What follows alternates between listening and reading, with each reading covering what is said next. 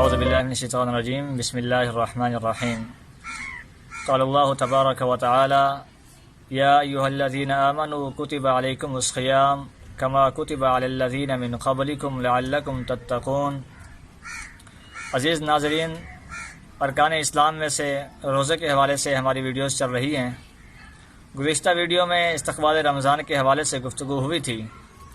اور استقبال رمضان میں کہ نبی مہربان صلی اللہ علیہ وسلم رمضان المبارک کے استقبال کس انداز میں کیا کرتے تھے،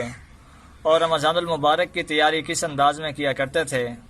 اور پھر صحابہ کرام رضوان اللہ تعالی علیہم اجمعین کا کیا طریقہ کار تھا۔ اس ویڈیو میں ہم نبی مہربان صلی اللہ علیہ وسلم کے وہ عادات و خصائل اور نبی مہربان صلی اللہ علیہ وسلم کے ان اعمال کا تذکرہ کریں گے جو نبی مہربان صلی اللہ علیہ وسلم رمضان المبارک میں کیا کرتے تھے۔ کہ نبی مہربان صلی اللہ علیہ وسلم کا معمول ہوتا کہ نبی مہربان صلی اللہ علیہ وسلم خود روزہ رکھتے، صحابہ کرام رضوان اللہ تعالی علیہم اجمعین بھی روزہ رکھا کرتے تھے، تو ان دنوں اگر کوئی سائل نبی مہربان صلی اللہ علیہ وسلم یا صحابہ کرام رضوان اللہ تعالی علیہم اجمعین کے پاس آتا تو وہ خالی ہاتھ نہیں لوٹتا تھا،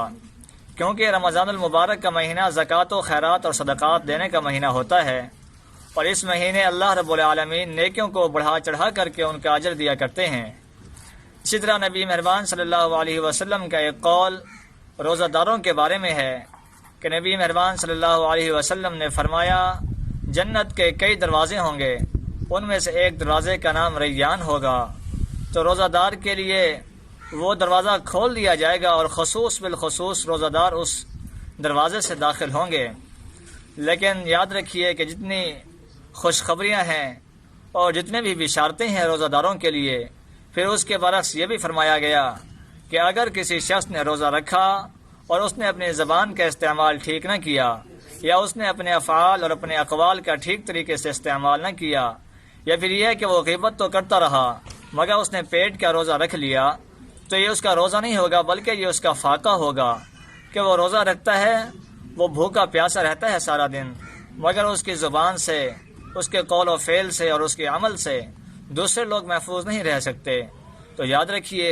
کہ ایسا روزہ دار روز قیامت نبی مہربان صلی اللہ علیہ وسلم کے سامنے اس طرح پیش نہ ہو سکے گا جس طرح نبی مہربان صلی اللہ علیہ وسلم نے روزہ دار کی خصلتیں بیان کی ہیں۔ تو جتنی بشارتیں آئی ہیں اسی طرح پھر اس کی وعیدیں بھی آئی ہیں۔ تو اللہ رب العالمین سے دعا ہے کہ اللہ رب العالمین ہمیں بہترین روزہ دار بنائے، اور ہمیں صرف پیٹ کا نہیں بلکہ زبان کا، آنکھ کا، کان کا، ہاتھوں اور پاؤں کا روزہ رکھنے کی بھی توفیق عطا فرمائے، کیونکہ یہ ایک مسلسل ٹریننگ ہے جو ایک بندہ مومن کو دی جاتی ہے، اور اس ٹریننگ کا مقصد یہی ہے جیسا کہ پہلے بھی ارشاد ہوا اور پہلی ویڈیوز میں بھی بتایا گیا کہ اللہ رب العالمین ایک فوج تیار کر رہے ہیں۔ وہ فوج کون سی ہے؟ وہ حزب اللہ کی فوج ہے۔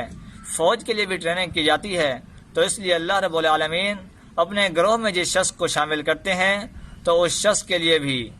کچھ بشارتیں ہیں، اور اس شخص کے لیے بھی